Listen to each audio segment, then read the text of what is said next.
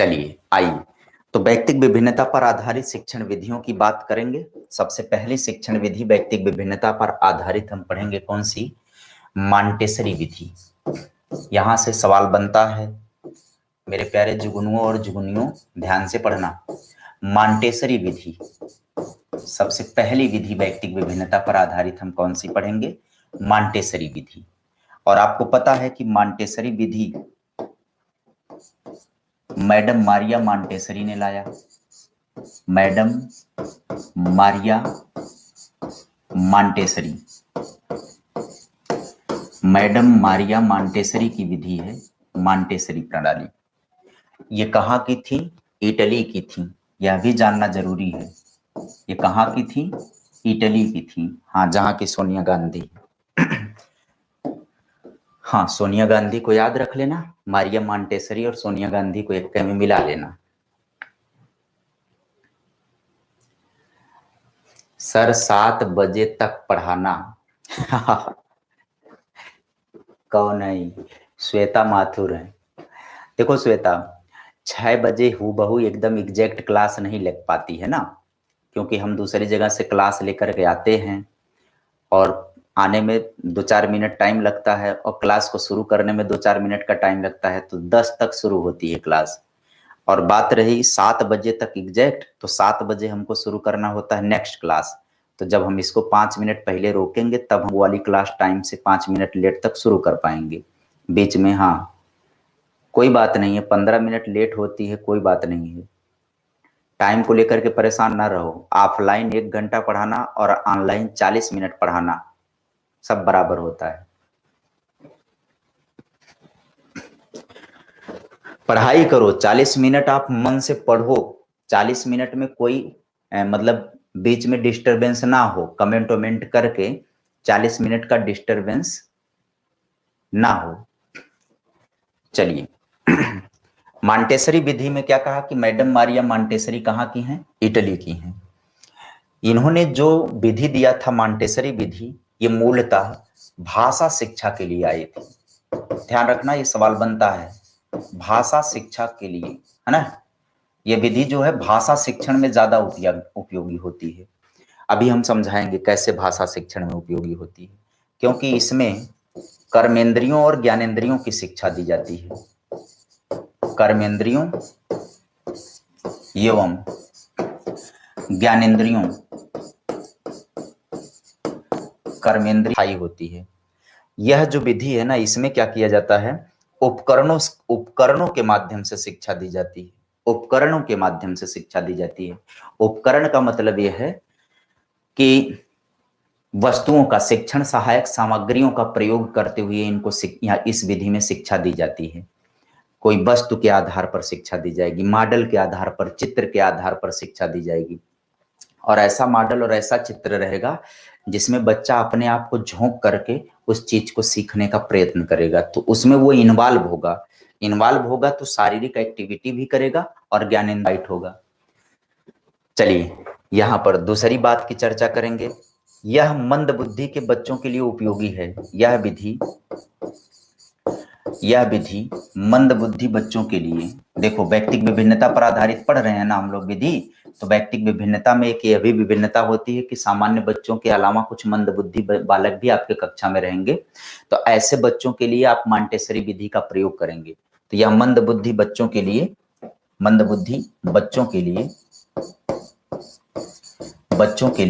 उपयोगी है। मंद बुद्धि बच्चों के लिए यह विधि क्या है? उपयोगी है। ठीक है। और एक बात है कि यह 3 से 6 वर्ष के बच्चों के लिए उपयोगी है। 3 वर्ष से 6 वर्ष के बच्चों के लिए सर्वाधिक उपयोगी होती है। वर्ष के बच्चों के लिए, 3 से 6 वर्ष के बच्चों के लिए सर्वाधिक उपयोगी है। बच्चों के लिए सर्वाधिक उपयोगी है।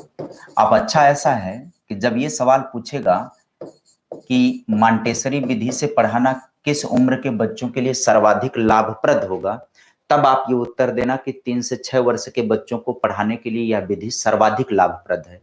अन्यथा अगर ऐसा सवाल बन जाएगा कि मॉन्टेसरी विधि से शिक्षण करना उपयोगी होता है और विकल्प में दे दे कोई भी उम्र दे दे, किशोरावस्था तक ध्यान में, बाल्यावस्था तक ध्यान में रखना, वहां तक ये विधि उपयोगी होती है। जैसे शैशवावस्था दे दे, बाल्यावस्था दे दे, किशोरावस्था सभी दे दे, तब ऐसी कंडीशन में सभी सही कर देंगे।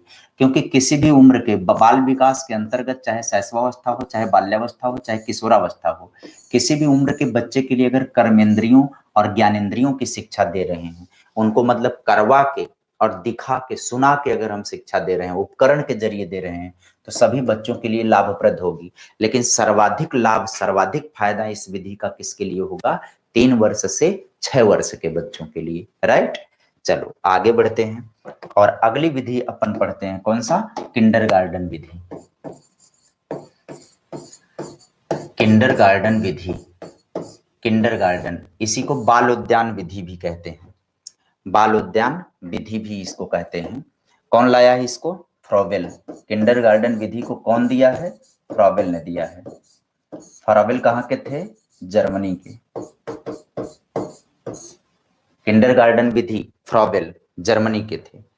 यह जो विधि है ना, ये 4 वर्ष से 8 वर्ष के बच्चों के लिए, 8 वर्ष के बच्चों के लिए सर्वाधिक उपयोगी है।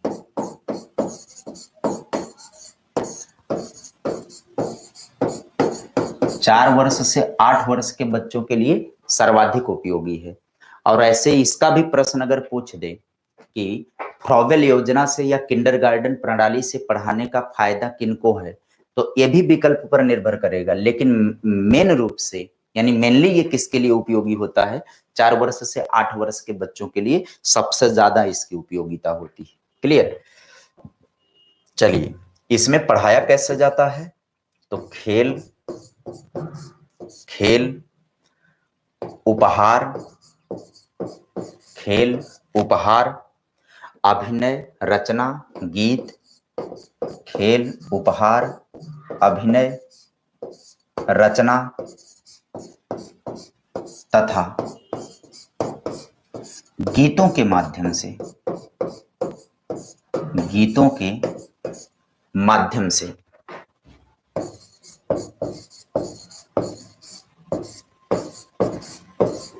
यहाँ पर गीतों के माध्यम से, खेल, रचना, उपहार, गीतों के माध्यम से शिक्षा दी जाती है। देखो, फ्रॉबेल का कहना था, ये फ्रॉबेल जब आए तो बाल विकास में एक प्रकार का क्रांतिकारी परिवर्तन हुआ। पूरी बात को सुनना और एकदम व्यवहारिक समझना, हम समझाने चल रहे हैं। जब फ्रॉबेल आए तो बाल विकास में फ्रॉबेल ने एक प्रकार का क्रांतिकारी परिवर्तन किया। कैसा क्रांतिकारी परिवर्तन किया? फ्रॉबेल के आने से पहले शिक्षा का स्वरूप कुछ और था। फ्रॉबेल ने शिक्षा और शिक्षक की भूमिका को बदल के रख दिया। फ्रॉबेल ने कहा कि विद्यालय एक बगीचे के समान है। विद्यालय एक, ध्यान से सुनना और हो सके तो नोट कर लेना इसको, विद्यालय एक बगीचे के समान है जिसमें सभी बच्चे पौधे हैं और अध्यापक क्या है? माली है। विद्यालय एक बगीचे के समान है जिसमें अध्यापक की भूमिका माली की भूमिका होती है। अब बताओ, माली क्या करता है? बागवानी का रख रखाव करता है ना। ऐसा तो करता नहीं है कि जिस पेड़ से फूल ना आए उसको वो काट के फेंक नहीं देता है।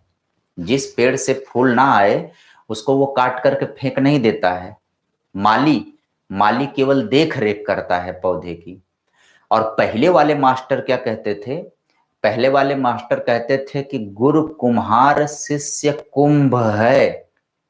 और पता नहीं कैसे फिर गढ़ी गढ़ी खींचे तान, ऐसे कुछ है ना, कि नीचे से सहारा देकर के ऊपर से ठोकते हैं ताकि हम बर्तन को बढ़िया आकार दे। पहले खूब लतिया देते थे जम के सब, और जब जम के लतिया देते थे बैठ के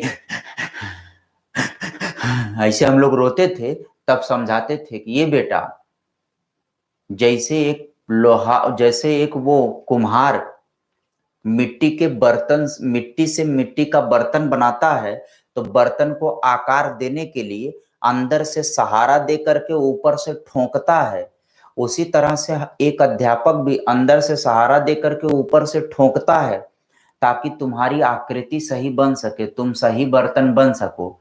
पूरे जीवन साला यही नहीं समझ में आया कि अंदर से सहारा दिए कब, ऊपर से ठोके ये तो पता चला, और अंदर से सहारा कौन सा दिए ये नहीं पता चला। लेकिन अब क्या है कि अब फ्रॉबेल जब आए तो फ्रॉबेल ने कहा कि भाई साहब अध्यापकों, अब आप वो कुम्हार नहीं हो कि बच्चों को लतिया लतिया के बर्तन बनाओगे, आप माली हो, आप केवल बागवानी को सुंदर बनाने का काम करेंगे, रख रखाव करने का काम करेंगे। ये काम नहीं करेंगे कि जिस पेड़ में फूल ना आए, पुष्प ना आए, आप उसको काट के फेंक दोगे, एक दिन बगीचे में खत्म हो जाएगा। तब इन्होंने अपनी कुछ योजना बताई कि आप बच्चों के बाल व्यवहार के अकॉर्डिंग, बाल स्वभाव के अकॉर्डिंग कैसे पढ़ाएंगे। तो उसमें इन्होंने कहा कि खेल का प्रयोग करेंगे, उपहार का। हालांकि खेल विधि का बाद में अलग से प्रतिपादन किया एक व्यक्ति ने, हेनरी कार्डवेल कुक ने खेल विधि को समझाया बाद में। खेल विधि स्वतंत्र रूप से हेनरी कार्डवेल कुक ने दिया, लेकिन फ्रॉबेल ने भी अपने योजना में खेल, उपहार, अभिनय और रचना इत्यादि को शामिल किया, गीत को शामिल किया। अब यहाँ का जबरदस्त उदाहरण देता हूं, एकदम से मामला क्लियर हो जाएगा। पहले हम लोग पढ़ते थे बचपन में, का से कबूतर चलता था, खा से खरगोश, गा से गमला। ये थोड़ा सा बदला। पहले क्या होता था, का से कबूतर, सब चिल्ला रहे हैं का से कबूतर, खा से खरगोश, सब चिल्ला रहे हैं खा से खरगोश। जिसका मन नहीं है वो एड़ी बेड़ी तरीके से बोल रहा है खास खरगोश। गा से गमला, सब चिल्ला, एक ठो बोल रहा गा से गमला, मजा नहीं आ रहा उसको। तब इसमें थोड़ा सा परिवर्तन किया, अब गाना प्रस्तुत हुआ, का से कबूतर, अब बोलने लगे सब का से कबूतर, खा से खरगोश, खा से खरगोश। चल रहा है, यह ज्यादा मजा नहीं दे रहा था। फ्रॉबेल योजना से परिवर्तन हुआ, और जब परिवर्तन हुआ तो छोटे बच्चों को पढ़ाने के लिए वर्णमाला में चेंज आया। और चेंज क्या आया, अनार के दाने लाल लाल, आम खाते मिठू लाल, इमली खट्टी मीठी बेर, ईंख के खेत में घुस गया शेर, उल्लू की है आंखें गोल, ऊद बिलाव गोल मटोल, एक बिलौटा घर को आता, ऐनक पहने भालू जाता। ऐसे करके पढ़ाई होने लगी। तो पूरा एक स्टोरी उनके दिमाग में सेट हो गई। और गीत है ये, गाना गा करके पढ़ना है, तो बच्चों को मजा आने लगा। और बच्चे गा गा करके अनार के दाने लाल लाल, आम खाते मिठू लाल, खूब मगन होकर के मस्त एकदम पढ़ाई की। ये संभव हो पाया फ्रॉबेल योजना से। अन्यथा मास्टर मार मार के पीट पीट के कास कबूतर, खास खरगोश, घास गमला, घास गड़ी, घास गमला नहीं गधा समझ में आता था। चलिए आगे बढ़ेंगे। तो एक कोटेशन ये लिख लेना, किनका, फ्रॉबेल का, कि फ्रॉबेल का मानना है, फ्रॉबेल का कहना है कि विद्यालय एक बगीचे के समान है, जिसमें शिक्षक का स्थान माली का व बालक पौधे के समान है। नोट कर लीजिए, नोट कर लीजिए कि विद्यालय एक बगीचे के समान है, जिसमें अध्यापक की भूमिका माली की और बच्चों की पौधे की है।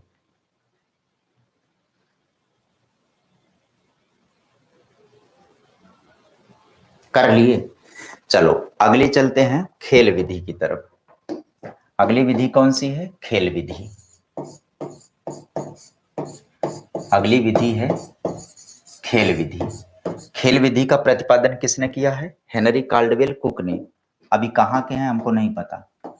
Henry Caudwell cook, Henry Caudwell cook, Henry Caudwell cook इसके प्रतिपादक हैं। इनकी एक पुस्तक है प्ले वे, प्ले वे मतलब खेल खेल में,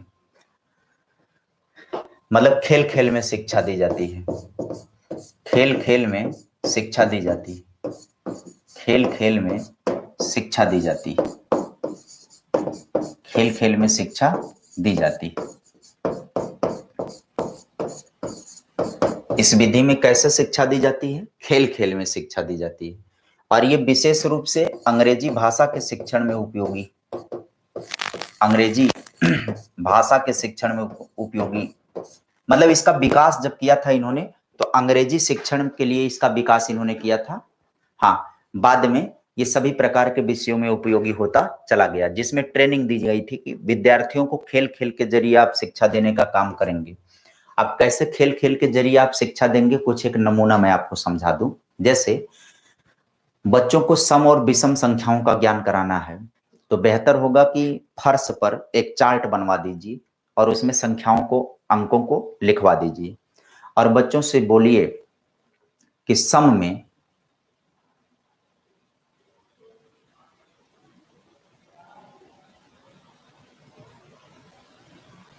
है ना, और सम में जो है, सम और विषम संख्याओं का ज्ञान बच्चों को कराना है, तो उनसे बोलिए कि बेटा सम संख्या में दोनों पैर रखना और विषम में एक पैर रखना और उछड़ उछड़ के जाओ आओ। अब सब बच्चों को खड़ा कर दीजिए घेरा बना करके, उसी में से एक एक बच्चे को उछलवाइए, कुदवाइए। एक जो उछल रहा है ना, उसका कर्मेंद्री और ज्ञानेंद्री दोनों इन्वॉल्व है, और बाकी जो देख रहे हैं वो भी अलर्ट रहेंगे। अगर मान लो गलती से वो सम संख्या में दो पैर रखा और विषम में भी दो रखने जा रहा है, तो बाकी बच्चे चिल्लाएंगे, अरे उठा उठा उठा उठा पैर उठा पैर, ऐसे चिल्लाएंगे, तो सब एक्टिव रहेंगे, सबकी ज्ञानेंद्रियां एकदम एक्टिव रहेंगी। देखो गलती ना करे, उसमें ना पैर रख दे, तो एक एक्टिविटी का माहौल बना दीजिए।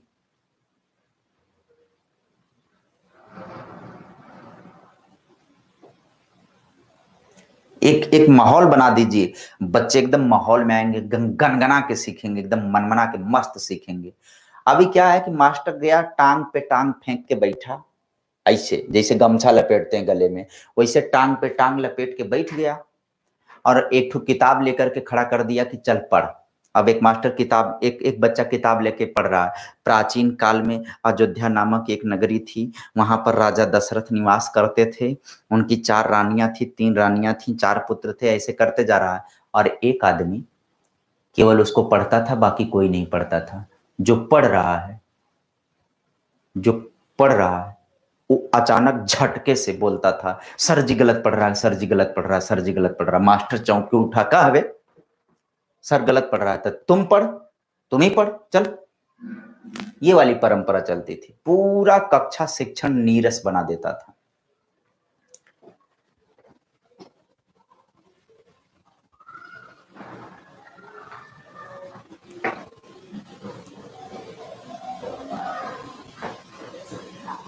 हाँ, अब दूसरा वाला पढ़ेगा। चलिए, तो खेल विधि जो है वो क्या है, हेनरी कार्डवेल कुक ने दिया है, प्लेवे इनकी पुस्तक का नाम है, और खेल खेल में शिक्षा दी जाती है, और अंग्रेजी भाषा के शिक्षण के लिए इन्होंने इस विधि का विकास किया था। चलिए आगे बढ़ेंगे। प्रोजेक्ट योजना, प्रोजेक्ट विधि, कौन सी विधि, प्रोजेक्ट विधि, प्रोजेक्ट विधि। प्रोजेक्ट विधि के या योजना विधि जिसको हम कहते हैं, इसके जो जनक हैं वो विलियम, हाँ, किलपैट्रिक हैं। इस विधि के प्रतिपादक कौन है, किलपैट्रिक हैं। इस विधि के प्रतिपादक कौन है, किलपैट्रिक हैं। कुछ लोग कंफ्यूज होते हैं कि इसमें जॉन ड्यूबी को जोड़ते हैं, प्रोजेक्ट विधि में जॉन ड्यूबी को। असल में जॉन ड्यूबी ने एक शिक्षा दर्शन दिया था। आप जब बीटीसी किए होंगे तो बीटीसी में एक किताब आपने पढ़ा होगा, वर्तमान भारतीय समाज एवं प्रारंभिक शिक्षा। उसको पढ़ने के दौरान आपको कुछ शैक्षिक विचारक भी पढ़ने को मिले होंगे। उन शैक्षिक विचारकों में आपको मिला होगा ये जॉन ड्यूबी। जॉन ड्यूबी का प्रयोजनवाद है, उनका प्रयोजन विधि नहीं है, उनका प्रयोजनवाद है। उसी प्रयोजनवाद के आधार पर प्रोजेक्ट विधि दिया किसने, किलपैट्रिक ने। यह विधि करके सीखने पर बल देती है। यह विधि किस पर देती है बल, तो यह विधि करके सीखने पर बल देती है। यह विधि करके सीखने पर बल देती है। करके सीखने पर, करके सीखने पर बल देती है, यानी कि इसमें डूइंग मेथड का प्रयोग किया जाता है, बल देती है। कैसे बल देती है करके सीखने पर, प्रत्येक व्यक्ति, ये कहां के थे, किलपैट्रिक, किलपैट्रिक अमेरिका के थे। अगर ये सवाल पूछ रहा है कि किलपैट्रिक कहां के निवासी थे, तो किलपैट्रिक अमेरिका के निवासी थे। ये जो विधि है ना, इसमें समूह के प्रत्येक सदस्य को अपनी रुचि योग्यता के अनुसार कार्य मिलता था।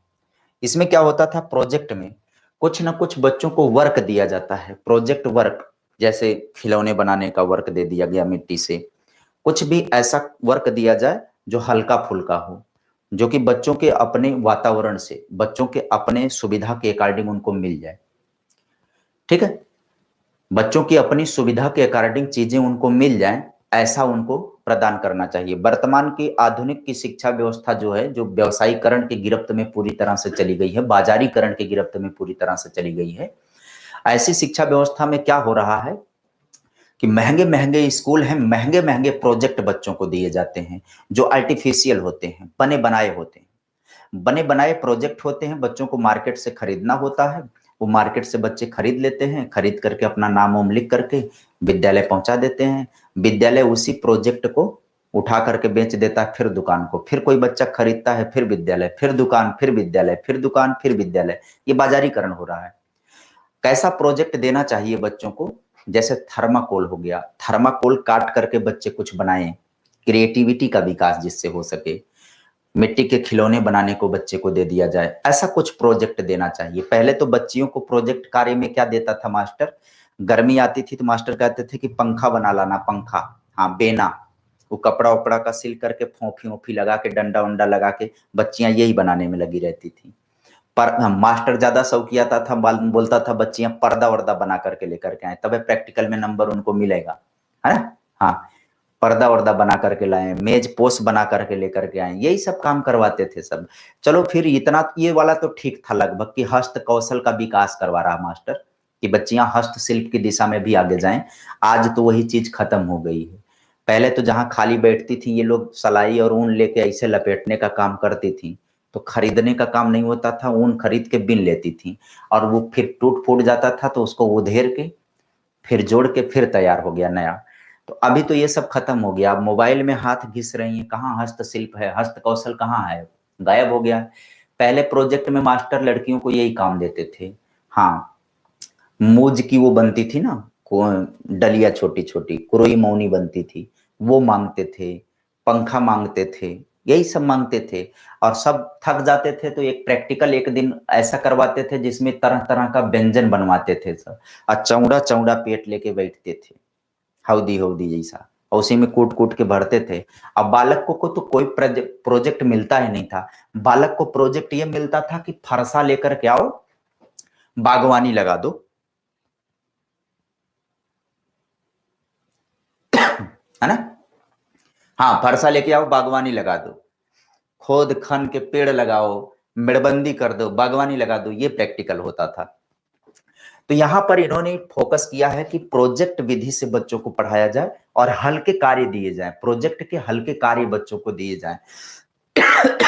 चलिए, तो इसमें क्या है, यह विधि करके सीखने पर बल देती है। इसमें क्या होता है, प्रत्येक सदस्य को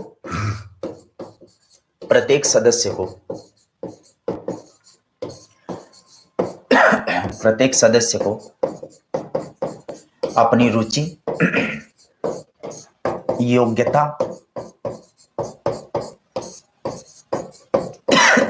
और क्षमता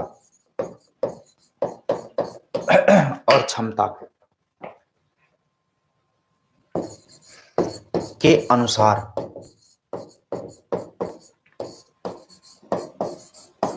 कार्य दिया जाता है। ठीक है, छोटे मोटे कार्य जैसे मिट्टी के खिलौने बनाना, है ना, थर्माकोल से कोई चीज बनाना, पुष्प बना देना, पेड़ बना देना, है ना, उसको कलर कर देना, ये तमाम चीजें प्रोजेक्ट में आती है। अब इसके बाद की जो विधियां हैं, डाल्टन विधि वगैरह,